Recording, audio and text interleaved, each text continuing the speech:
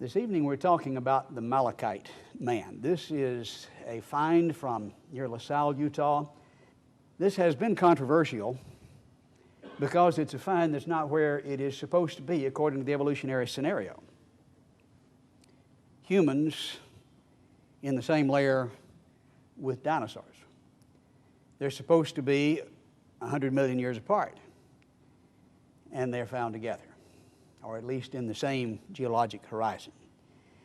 And as you can imagine, there's been a great deal of controversy. There's been a great deal of misrepresentation of fact in order to explain it. Some of the conversations I've had with the head of the BLM, with some of the representatives of the evolutionary community when they did not know my position, have been very revealing. The head of the BLM there at Moab called this a tar baby, and he was making sure that they were getting rid of it. They were shipping it off to the Smithsonian for it to be hidden.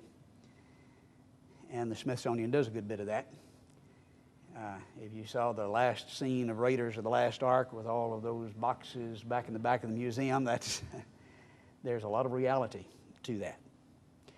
But we want to see if we can find out what the actual facts are. Many of the people who do the talking and writing and attempting to refute this material have never been to the site, know very little firsthand about it. I have made over a dozen trips to the site, and some of them weeks at a time.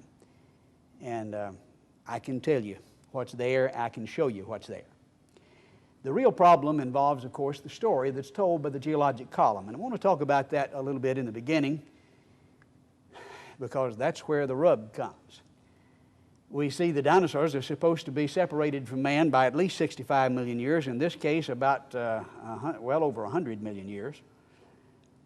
And this scenario is supposed to represent the evolutionary picture that is recorded as time developed, as the layers were laid down, recording the development of life like a tape recorder would record a speech over millions of years, the development of life. And this is supposed to be what you find when you dig down in the earth. Leighton Judson, which is a standard geology textbook, physical geology, says because we cannot find sedimentary rocks representing all of Earth time neatly in one convenient area, we must piece together the rock sequence from locality to locality. And many people think that when they see this geologic column, beautifully represented in the textbooks, this is what you find.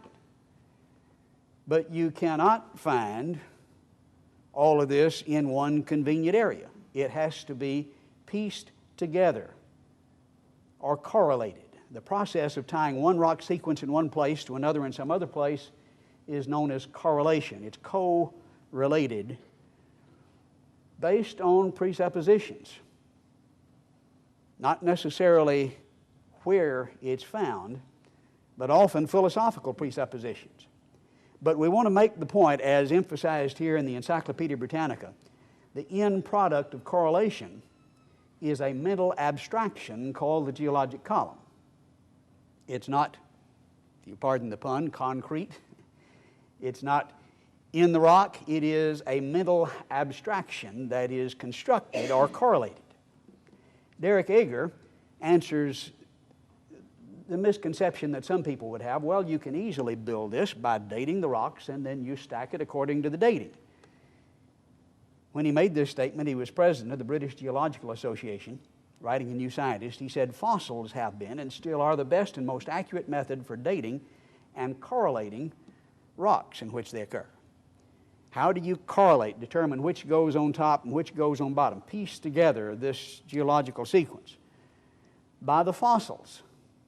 And then he says, I can think of no cases of radioactive decay being used to date the fossils. That is, in terms of correlation, to determine which goes on top and which goes on bottom. It's the fossils. Well, now, how do the fossils allow us to correlate?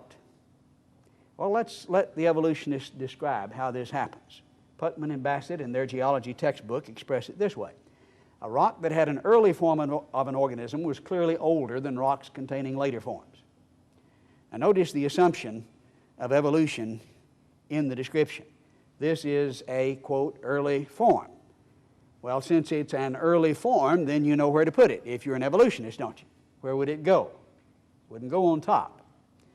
Furthermore, all rocks that had the, quote, early form, no matter how far apart those rocks were geographically, would have to be the same age.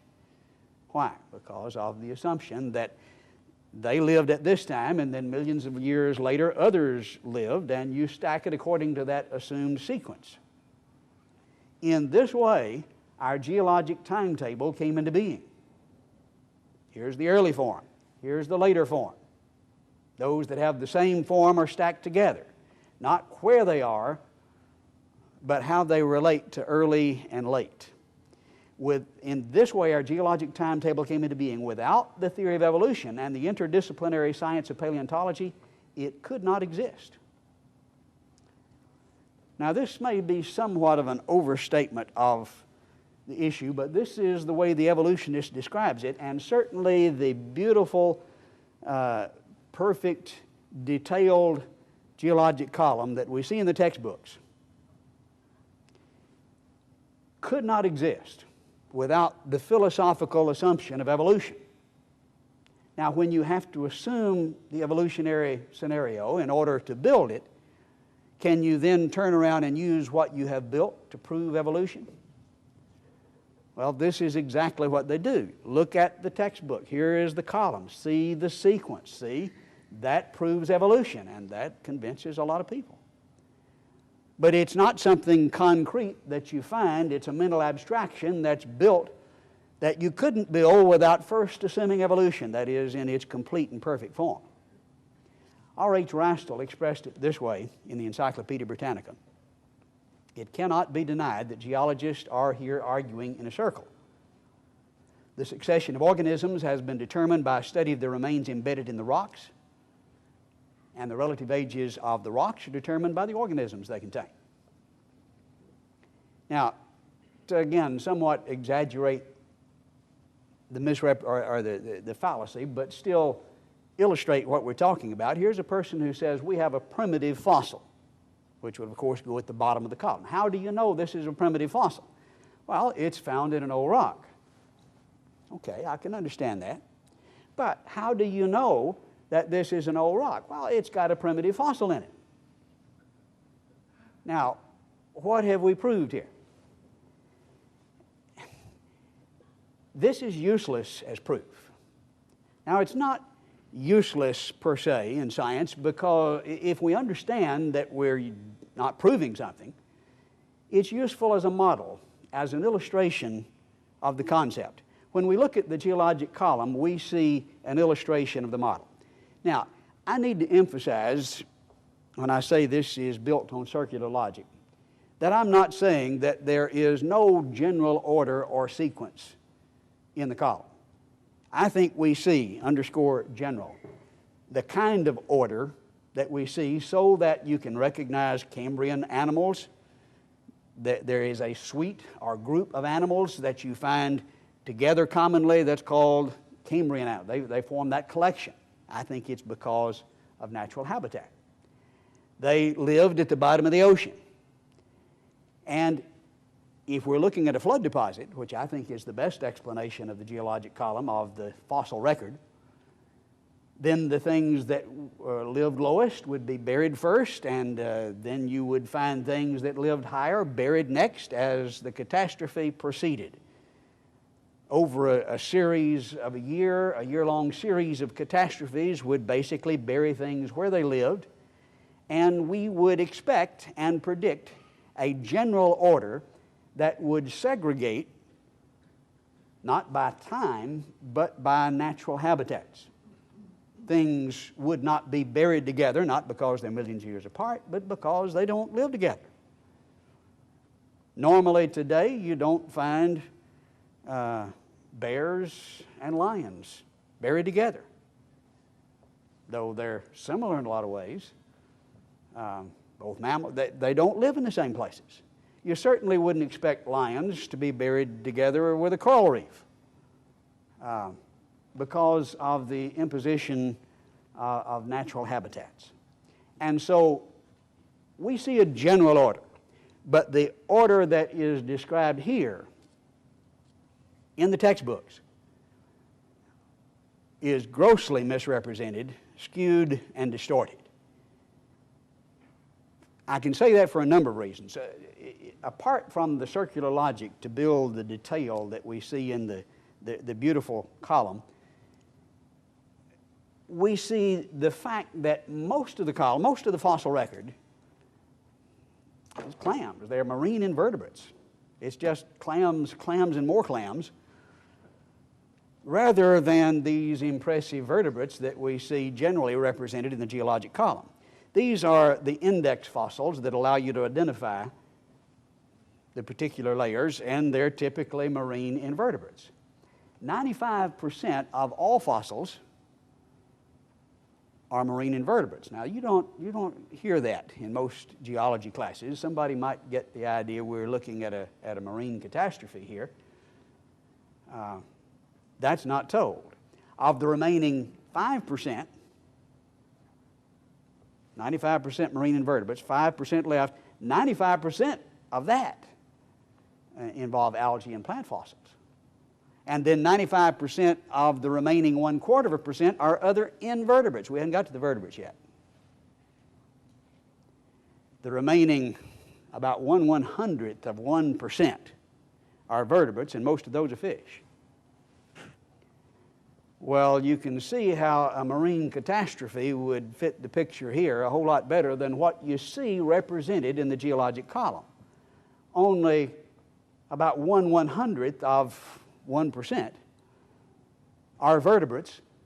More than 95% are marine invertebrates. And for this reason and a number of other reasons, the founding fathers of geology reached a very different conclusion from what the philosophical position today causes geologists to talk about. Nicholas Steno is known as the father of modern stratigraphy. He's a hero in all of the geology textbooks.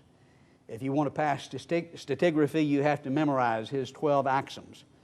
When I was lecturing there at A&M recently, we mentioned this, and the professor said, yes, we all know that, and the teacher rattled off all 12 of them. But she had no idea what the basic thinking about geology was from Nicholas Steno. But quoting from Evolution of the Earth, a standard geology textbook by Patton, we read, besides correctly interpreting fossils, Steno drew some even more important conclusions about the strata in which they occur. The result was the formulation of the most basic principles for analysis of Earth history. He showed great insight. Now, remember that he showed great insight. He understood the geologic record and wrote the rules that we're still using today. He continues saying, Steno's axioms provide the ultimate basis of practically all interpretation of Earth history. All interpretation of Earth are right there in his axioms. So the importance can hardly be overemphasized. What they don't tell you is what I saw in the one of the original editions of his book when I was doing work at Cambridge in England, where that early edition was open to the fly piece dedicated to the proof of the Noachian deluge. He believed it was done by a year-long series of catastrophes. And he understood it well enough to explain all the basic principles. Virtually all interpretation of Earth history is in his description, in his axioms. Oh, this flood geology business is nonsense. It won't work. Nicholas Steno is a very eloquent and powerful refutation of that nonsense.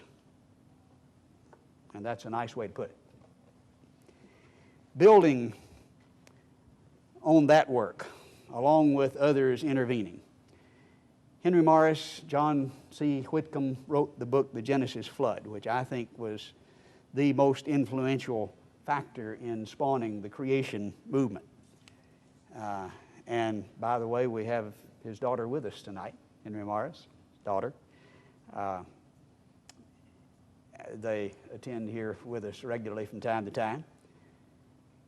We're not mentioning this just because she's here, but this is in my lecture all the time. I didn't add it just for you.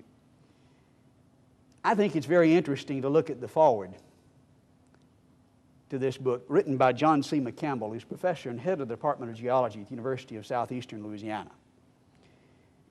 He's an evolutionist, but he wrote the foreword to this book, which explains geologic history in terms of the catastrophic Genesis flood. And he acknowledges that the facts of geology fit. Now, certainly Steno's interpretations and his axioms demonstrate that as well.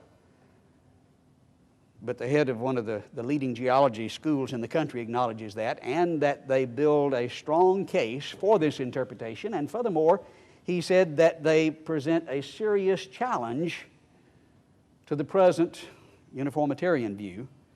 While that uniformitarian view has waned and is virtually fallen out of favor since this book was written, I think it had a great deal to do with that, though those who would be leaders in that departure from uniformitarianism would probably deny it. Nevertheless, most, or at least a large majority of geologists today are catastrophists, which this book advocates. They were not when this book was written. I think it has had a tremendous impact. I think flood geology, I think that's a good explanation of the geologic column. I think it is a flood deposit, though this picture is not anything like what you see when you dig down in the earth. This is a skewed, constructed, conceptual correlation. What you actually see is clams, clams, and more clams, with a general order reflecting where they lived.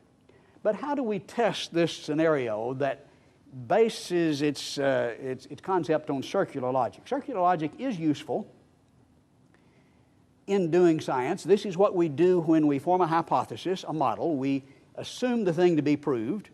We may draw pictures, illustrations of it. Now then, the appropriate use of it is to compare that with the real world and see if the facts fit.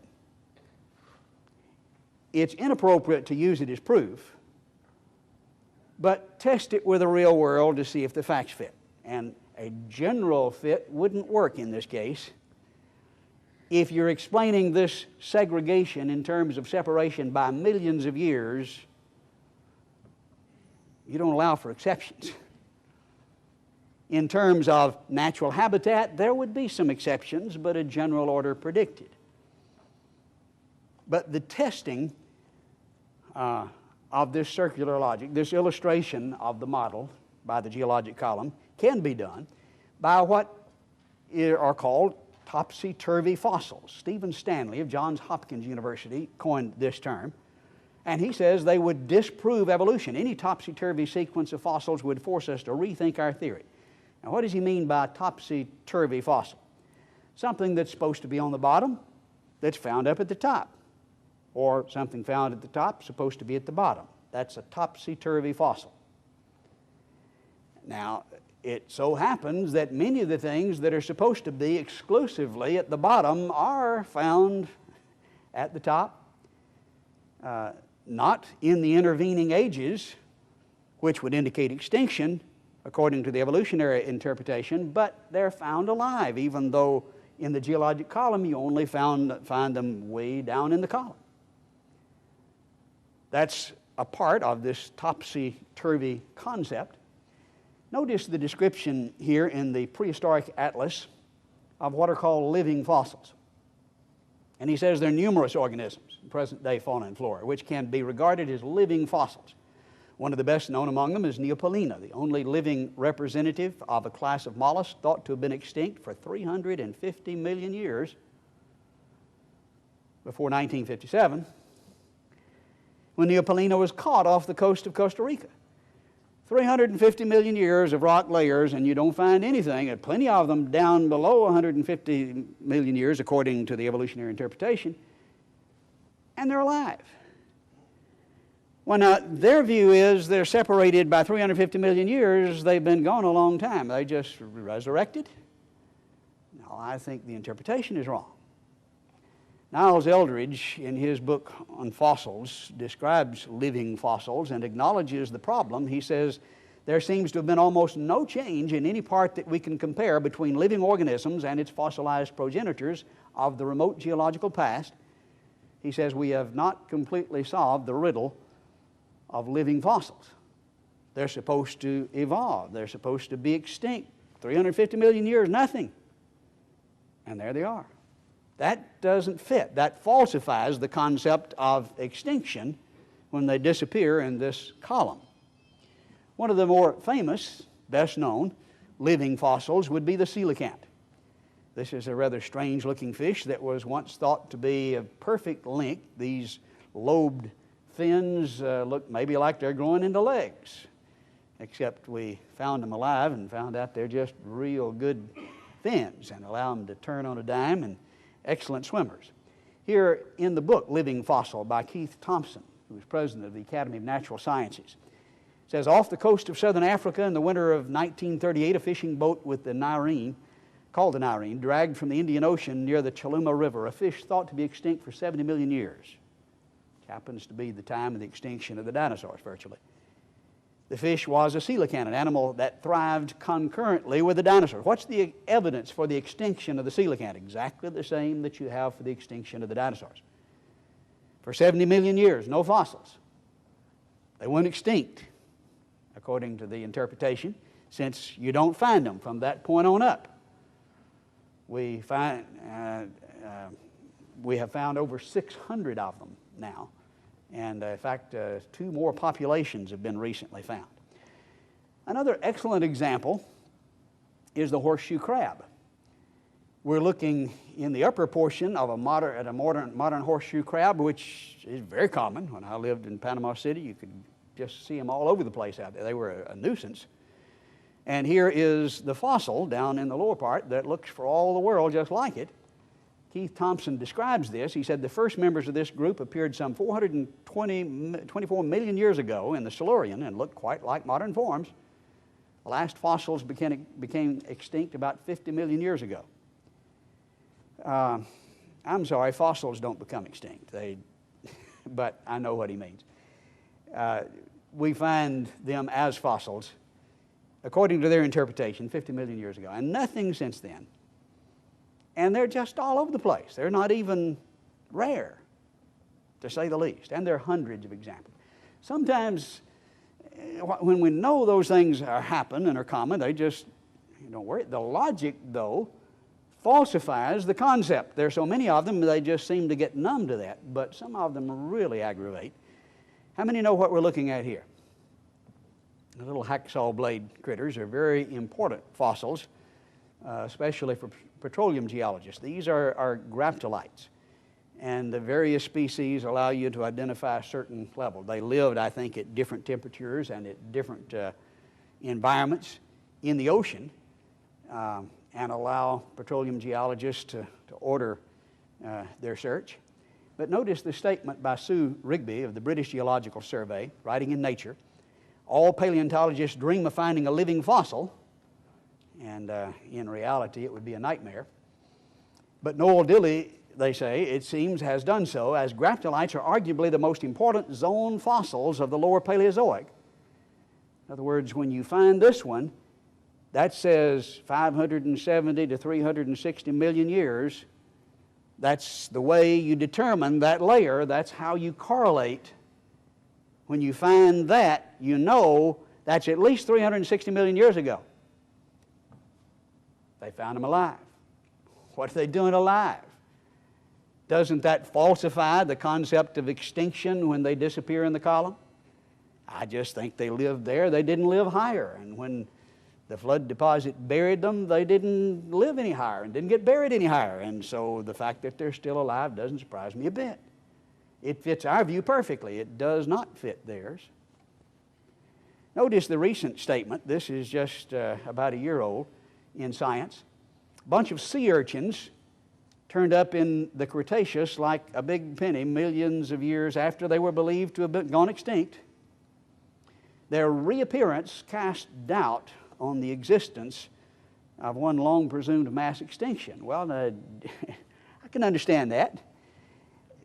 Why did they think there was a mass extinction? Well, here were just tons of these things, and they're gone, and you don't find them anymore. Then there they are again. Well, maybe they didn't go extinct after all. Is that hard to figure out? 15 of the 29 species, apparently extinct genera, reappeared. Another 7, so much like them, later appeared. Therefore, must not really have gone extinct. You think? Isn't that pretty obvious? The idea of extinction when they disappear in the column is falsified over and over and over again, and it's in every textbook you can pick up on geology. They just repeat it over. Doesn't matter what the evidence is.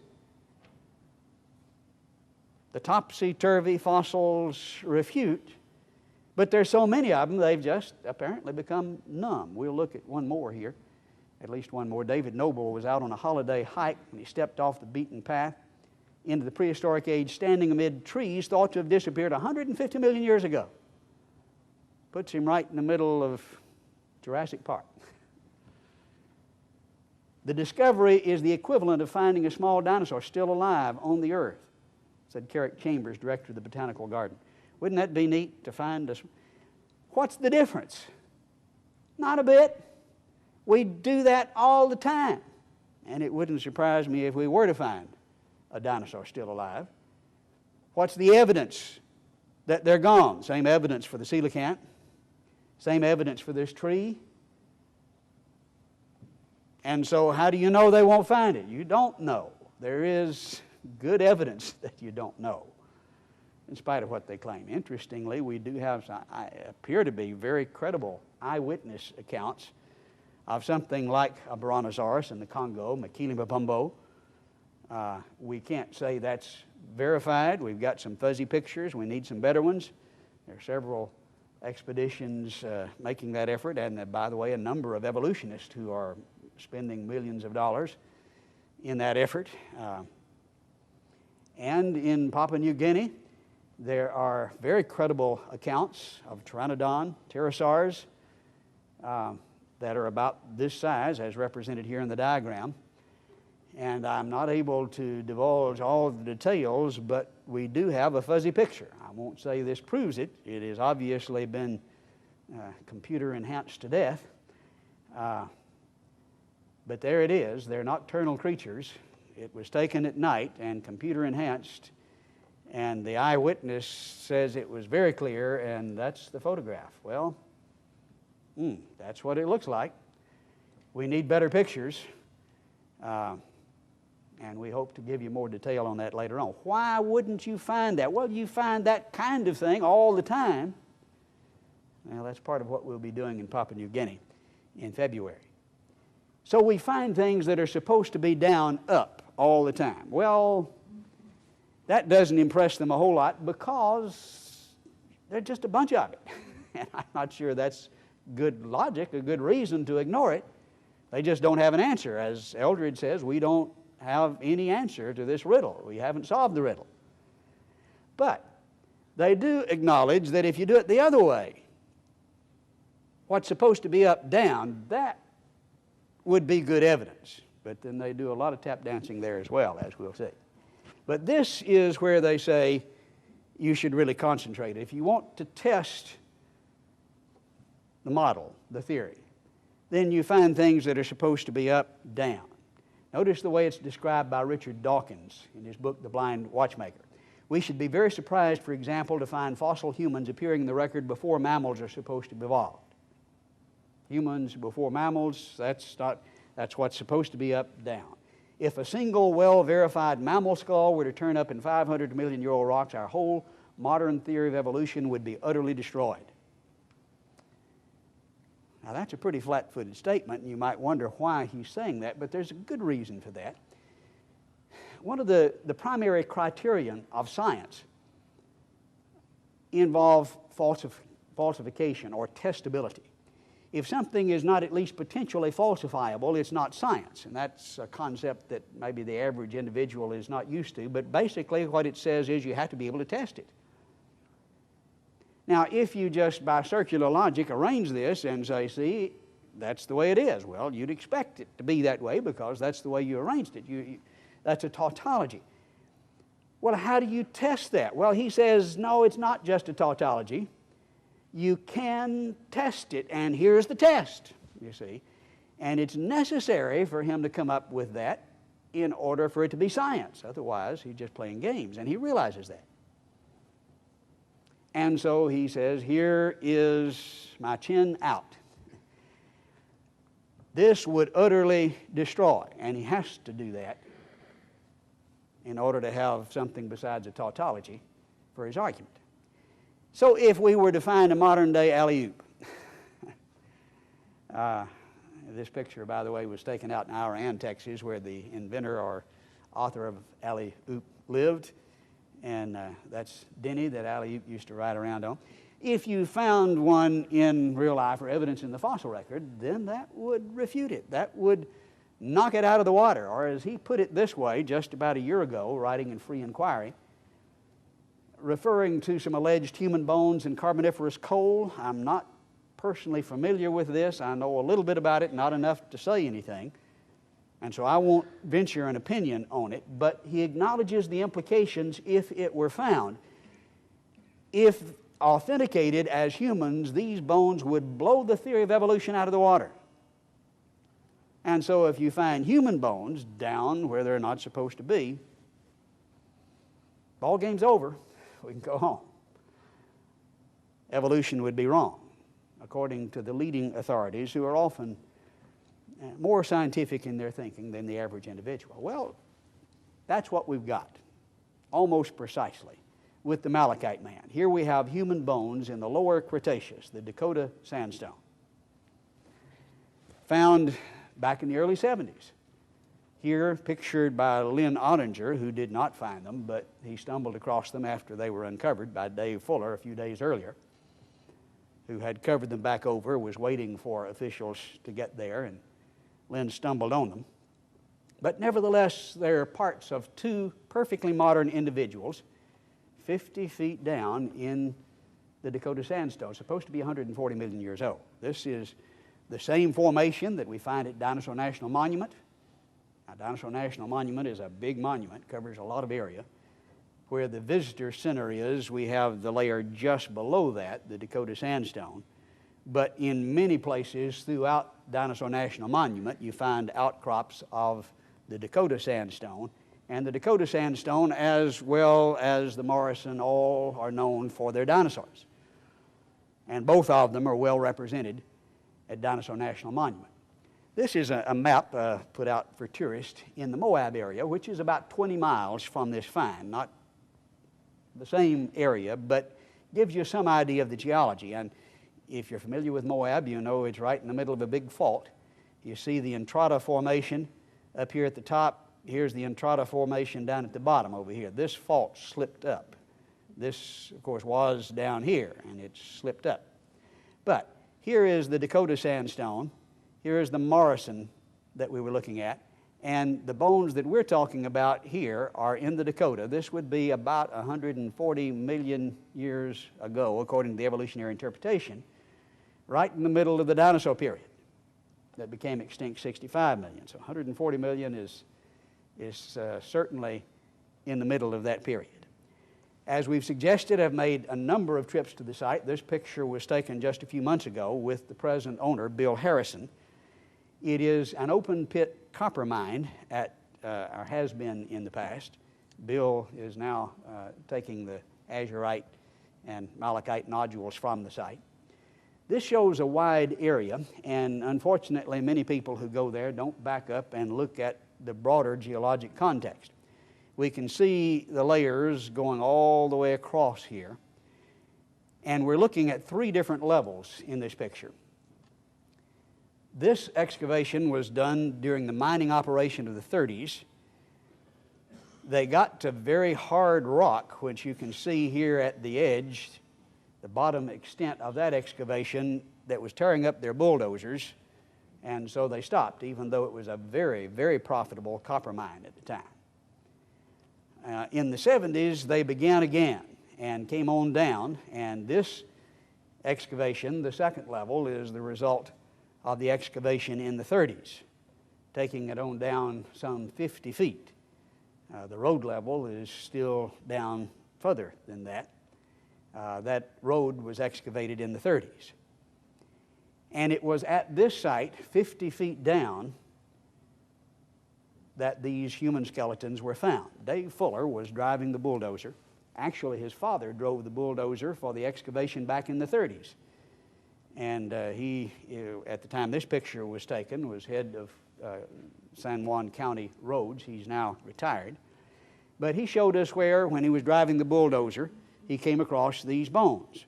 He said there were no broken layers. It was completely undisturbed, and he had taken it down some 15 feet from the point at which they had stopped in the 30s, so that he was down a total of about 50 feet at that point. Here with Bill Harrison, he described in detail exactly what happened and the entire context. Here is a profile, a side profile. We see the road cut. We were taking the picture from over here a moment ago. And this is the way it looks at present. This is where the skeletons were found. Now this was the original excavation. This was the excavation of the 70s. This is the road cut in the 30s. Now this is a picture from that perspective. Go back up and see, here's actually this portion of it that you'll be able to look at. We're not looking at the road cut in that picture. Here is the upper section where the 30s excavation was done. This is the 70s section here. So you can see the two-tiered effect, mining operation of the 30s and then of the 70s here from the side. And this is the way it looks in profile. Prior to the excavation of the 70s, and just months before the find, it looked like this. And there, the skeletons were somewhere between 15 and 20 feet down from the surface of the 70s excavation, and of course still further down from the excavation of the 30s. 150 feet from the road cut. Typical of the Dakota sandstone are extremely hard sandstone layers and then semi-lithified layers. You can dig in it with a pocket knife. It's certainly much more than loose sand, but it's rock, and it certainly qualifies as that, but it's not extremely hard in between, and they're alternating layers. And if you know anything about the Dakota sandstone throughout the area for hundreds of miles, that's typical of the Dakota sandstone, alternating hard and semi-lithified sandstone. Before 1930, when the road was cut, before they began the mining operation, this is the way it looked, and at that point, the skeletons are 50 feet down in the Dakota sandstone, 150 feet from the road cut. Prior to the road cut, it looked like this. And the road cut was formed, as we've suggested, in 1930.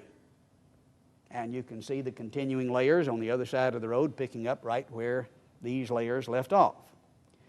We acquired an aerial photograph of the area that was taken about the time of the road cut, just shortly afterwards.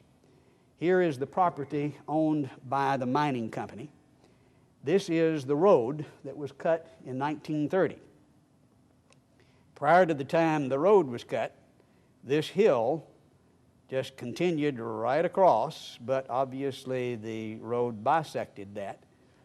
And then the mining operation began. We'll look at a close-up, and there we see the road and the property. The 30s excavation covered this area, and then the 70s went further down in this area as it approached the road.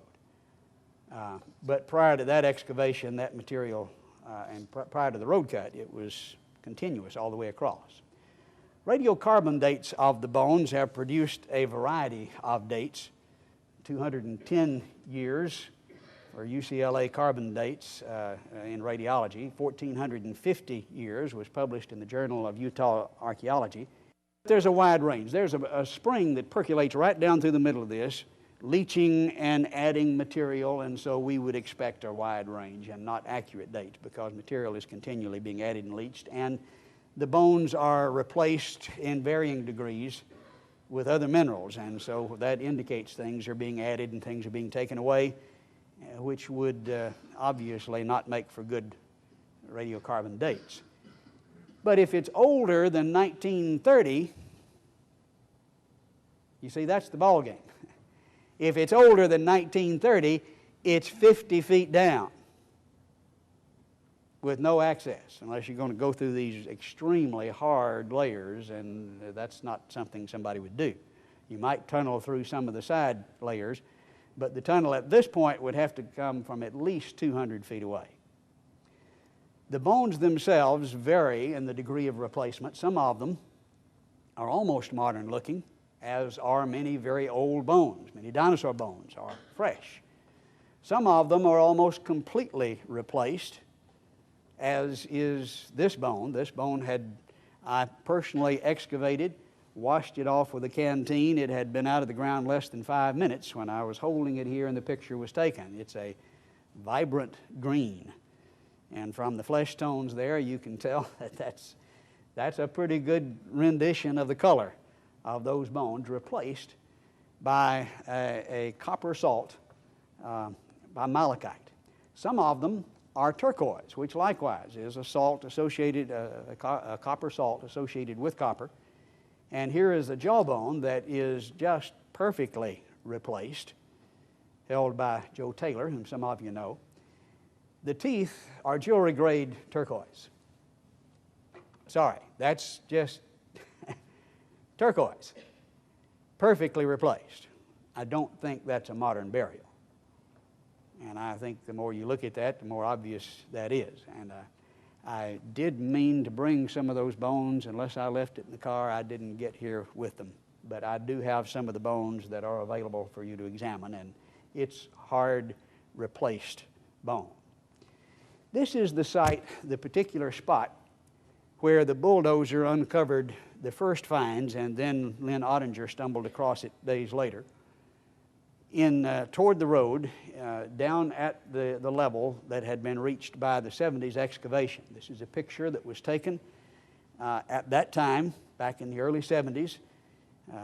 Pictures appeared and articles appeared in a number of magazines, I think, giving a fairly accurate rendition of what had been found and of the obvious problems that were involved.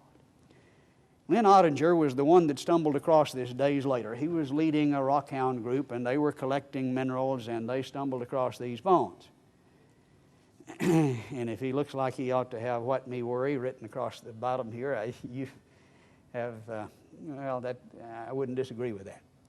But he called these bones the Moab Man. He's a very unique, eccentric individual, and I'll just leave it at that. I don't think they should be called the Moab Man for a number of reasons. First, this is Lynn Ottinger's term, and Lynn was not the discoverer. He had no right to the bones. It wasn't his property. The bones didn't belong to him, though he confiscated the bones and sold them for $10,000. They weren't his. A lot of people have been prosecuted for less than that. He's fortunate that he wasn't, but his role was certainly not an honorable role in this matter. And furthermore, there have been 10 skeletons now found. He stumbled across, after they had been found, the first 2. And so he's completely unrelated, not directly, it wasn't the finder of the first 2, and completely unrelated to 80% of the find. And so I don't think he is a principal in this matter at all. And furthermore, they're not that close to Moab. There are lots of cities closer. LaSalle would be by far the closer. It's about 4, maybe 5 miles away. Moab is well over 20 miles away. And therefore, I think it's appropriate to disassociate the bones from Lynn Ottinger and the term Moab man. Now here's my wife holding the same bone in the same spot. The Creation Evidence Museum has the exclusive excavation rights that they have acquired from the owner of the property. They have designated the bones the Malachite man. They're stained and replaced with malachite. And I think that's a much more appropriate designation for the reasons we have suggested. This is where the 70s find was. The finds of the 90s, where the rest of the bones were found more at this location. And the entire site of where they were found is at roughly the same level, but over an area 50 by 100 feet. So it's a very broad area where they're found, not in one spot. This is a picture taken by some of the archaeologists who were involved in the excavation of the 90s that I obtained from the BLM, the Bureau of Land Management. The blue flag there in the center shows you the spot where 2 skeletons were found.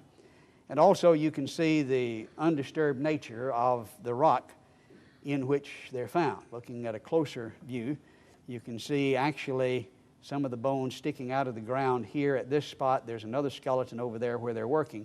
But this is typical of the undisturbed, semi-lithified middle layer, if you please, of the Dakota sandstone.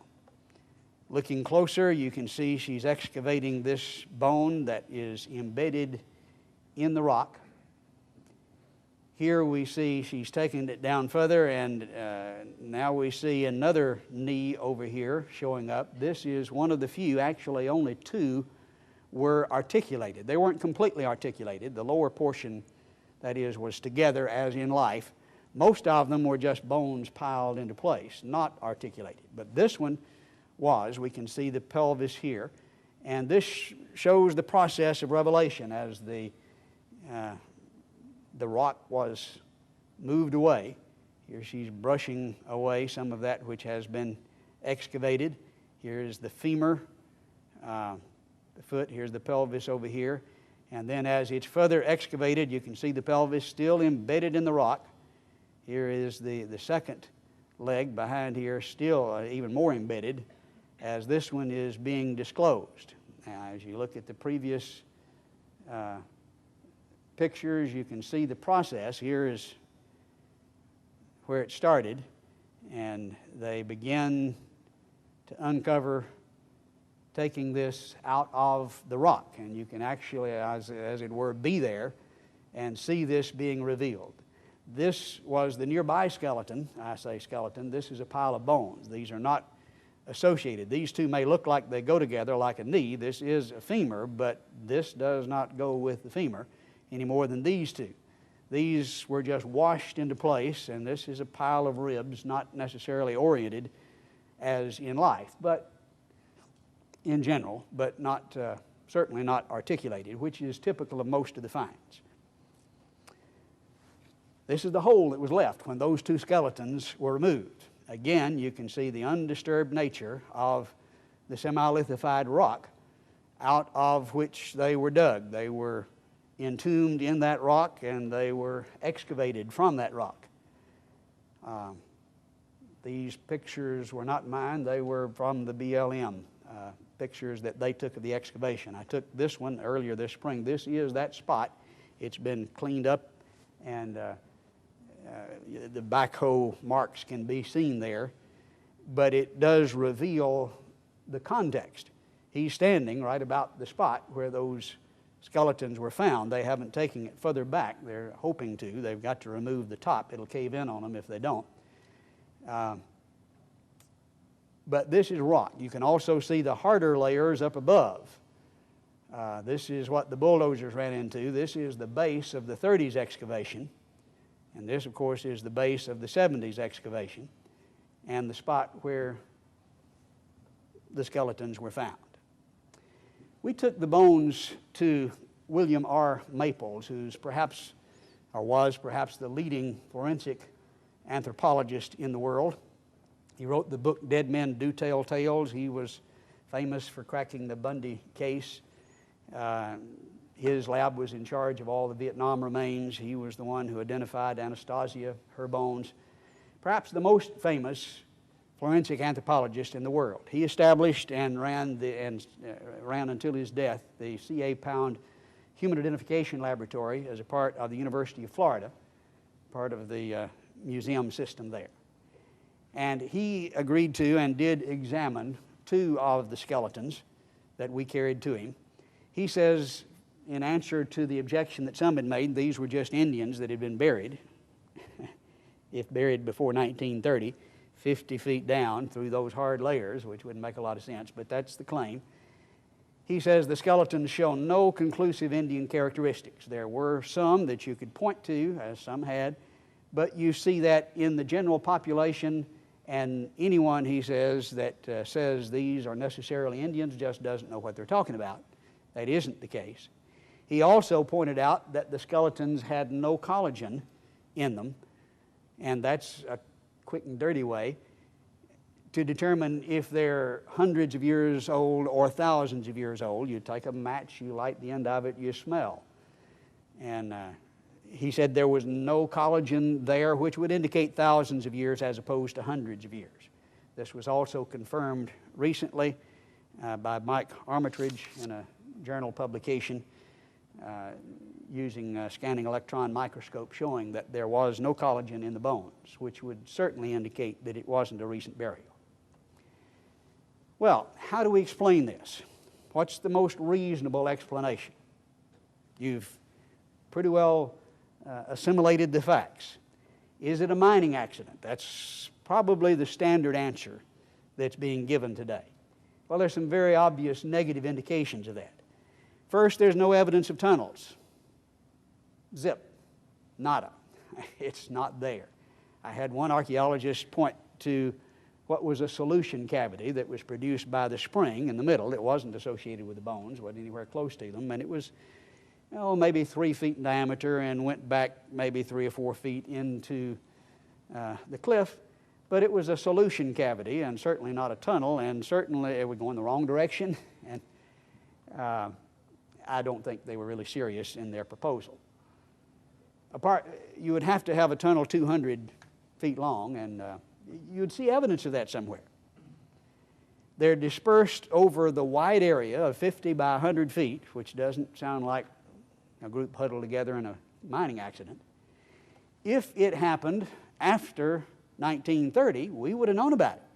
10 people killed in a mining accident after 19. I don't think you'd have had something that obscure that nobody would have known about. If it was before 1930, then you'd have to have a tunnel 200 feet long, and there's no evidence of it. And the one who was driving the bulldozers just devoutly affirmed that there was no cracks, there was no break in the layers anywhere.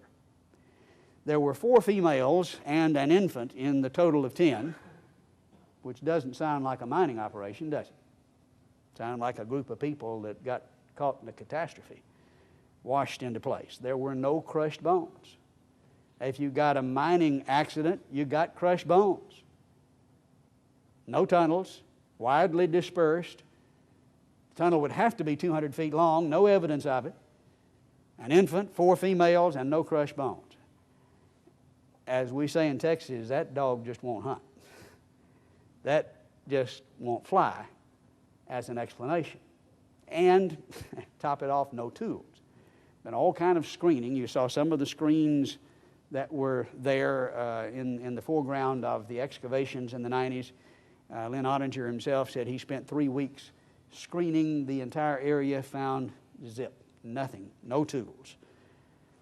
That just doesn't look like a mining accident. Well, could it have been a recent burial, which is what some have suggested? Well, there are just all kinds of negative indications here. 50 feet down in the Dakota sandstone, under undisturbed hard layers.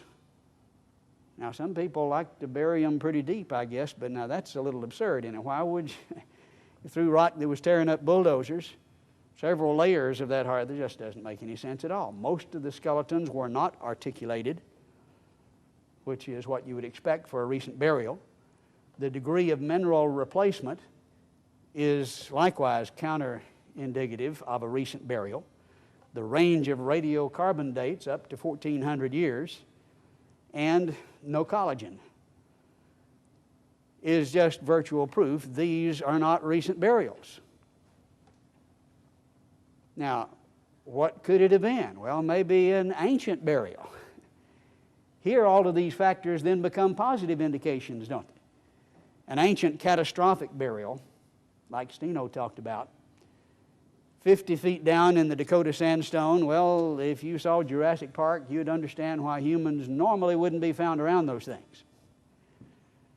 But if you ever find them together, you know it's not because they're 100 million years apart. They lived in different places. But here, together, under the hard layers, buried in the catastrophe, would be a kind of thing we'd expect. Some articulated, perhaps, most unarticulated. The fact that there's no collagen and the range of radiocarbon dates is exactly what we would predict. That model fits.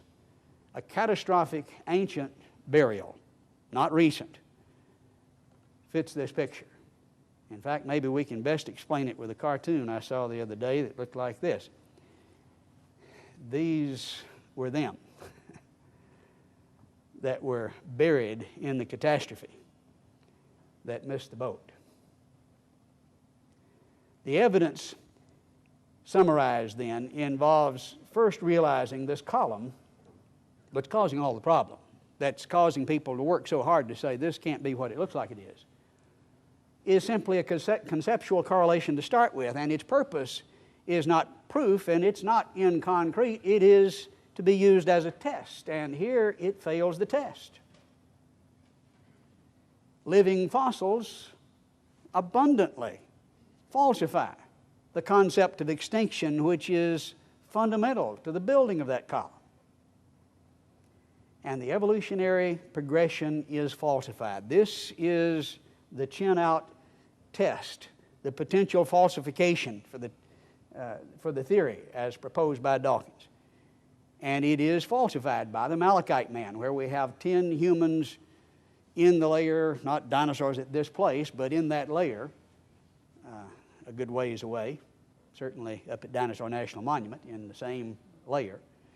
And by the way, the fact that that layer continues for over 1,000 miles is also indication of a catastrophe, not of local extent, but continental extent. Likewise, the Morrison Formation is thousands of miles in extent. These are continental layers. They're not local deposits. And some of them are literally global and can be traced around the globe. Fossil footprints of man and dinosaur are found the Burdick Tract, the Taylor Trail, the McFall Trail, some of you have heard us talk about, from Texas, New Mexico, Utah, Turkmenistan. Indian dinosaur petroglyphs likewise falsify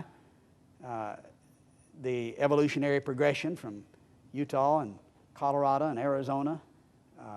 Peruvian and Mexican dinosaur artifacts in the form of burial stones, pottery, fabric, figurines, the cat track some of you have seen, the fossil finger, the iron hammer. There's just all kinds of evidence that falsify this evolutionary progression, and it should not be a surprise because it's not in concrete to start with. It's there to test. Okay, we test. It doesn't work. There are contradictions. A general order as we would predict, but the exceptions falsify the idea that they're segregated by millions of years rather than by habitat. I think Dawkins' criteria is met, and it's falsified.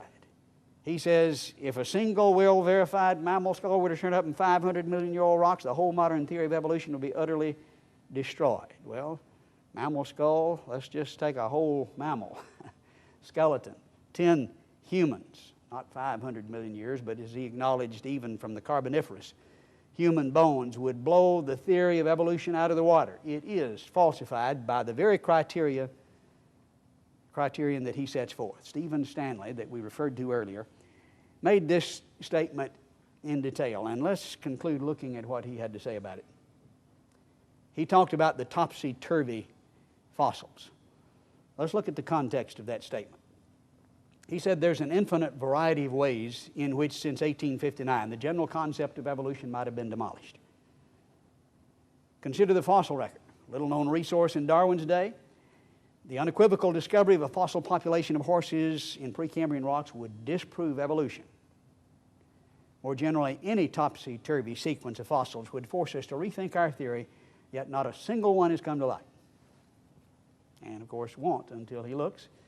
We've invited him to Glen Rose. We've invited him out to Utah. He refuses to come. He continues saying, as Darwin recognized, a single geographic inconsistency would have nearly the same power of destruction. You don't have to have a whole lot. He said just one. Darwin said the same thing. But these are his terms: destroy and disprove. Power of destruction. That's the effect. Blow it out of the water. These are their descriptions of the implications of these finds. And there's lots of it. There's much more than a single inconsistency. Nova put it this way when they were talking about the footprints at Glen Rose and the possibility that it indicates man and dinosaur were together. Finding them side by side, what does that mean? Well, finding them, of course, they say there's nothing like it there. They have to because they understand the implication.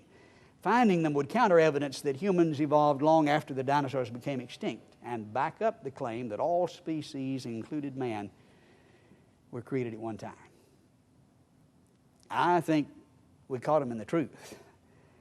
They understand what it means. Well, you can decide for yourself if we have well verified the find.